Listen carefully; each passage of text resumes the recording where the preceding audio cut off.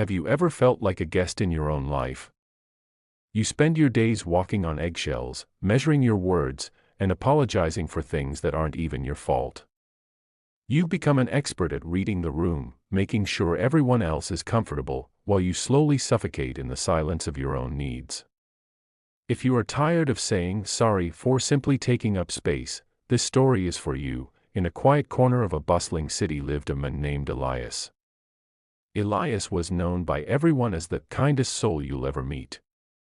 He was the man who never said no, the one who stayed late to finish someone else's report, and the one who laughed at jokes that weren't funny just to make the speaker feel seen. To the world, Elias was a saint. But inside, Elias was a ghost. His life was a series of small surrenders.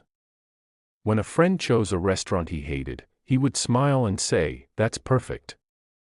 When a relative made a cutting remark about his dreams, he would lower his head and say, "You're probably right." He had spent so many years polishing the mirrors of other people's egos that he had forgotten what his own face looked like.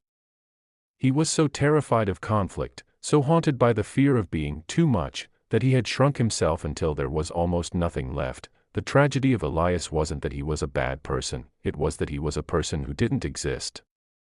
He was a collection of other people's preferences. A shadow cast by the light of everyone else's demands. One rainy afternoon, Elias stood at a crowded bus stop. An aggressive stranger shoved past him, nearly knocking him into the gutter. Without thinking, Elias looked up and whispered, "I'm sorry." The stranger didn't even look back. But the words hung in the air, cold and bitter. "I'm sorry." Elias felt a sudden, sharp pain in his chest. Why was he apologizing?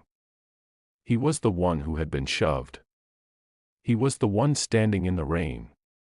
Yet, his instinct, his lifelong reflex, was to apologize for being an obstacle in someone else's path. That night, Elias sat in his apartment, which was decorated in colors he didn't like because a former partner had suggested them. He looked at the books on his shelf he had never read, bought only because they were popular. He realized that his entire existence was an apology. He was apologizing for his time, for his opinions, and for his very breath. He was living a life that was good by everyone else's standards, but his soul was starving to death in the basement of his own heart. He realized that people-pleasing isn't actually about kindness. It's about fear. It's a shield we hold up to keep people from leaving us. But the shield is so heavy that we can't move forward. By trying to be everything to everyone, Elias had become nothing to himself. He had traded his authenticity for a peace that was really just a hollow silence. The next day, Elias did something terrifying. A coworker asked him to take over a project that would have stolen his entire weekend.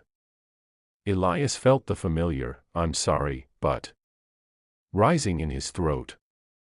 He felt the panic, the sweat on his palms, the fear that this person would think he was difficult.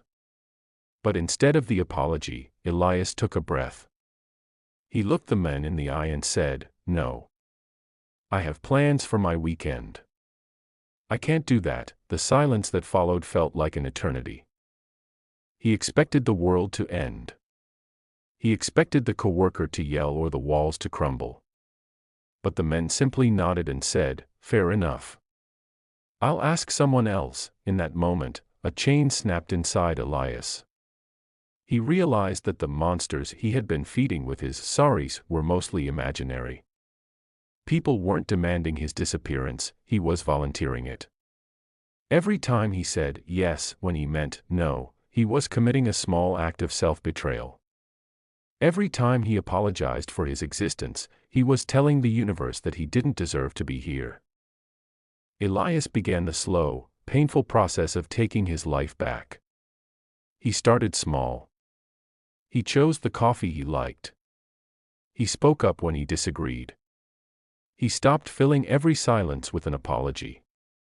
He learned that the people who truly loved him didn't want a shadow, they wanted a partner.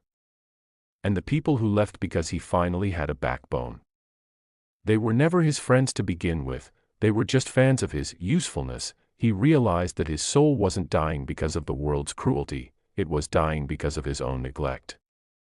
You cannot pour from an empty cup, and you cannot be a light for others if you have blown out your own flame just to keep them warm. Stop apologizing for taking up space. You were not born to be a background character in someone else's movie. You were not created to be a doormat for the world's muddy boots. Your voice, your needs, and your boundaries are not inconveniences, they are the requirements of a life well lived. The choice is yours. You can spend the rest of your life making everyone else happy while you remain miserable, or you can start the brave work of being yourself.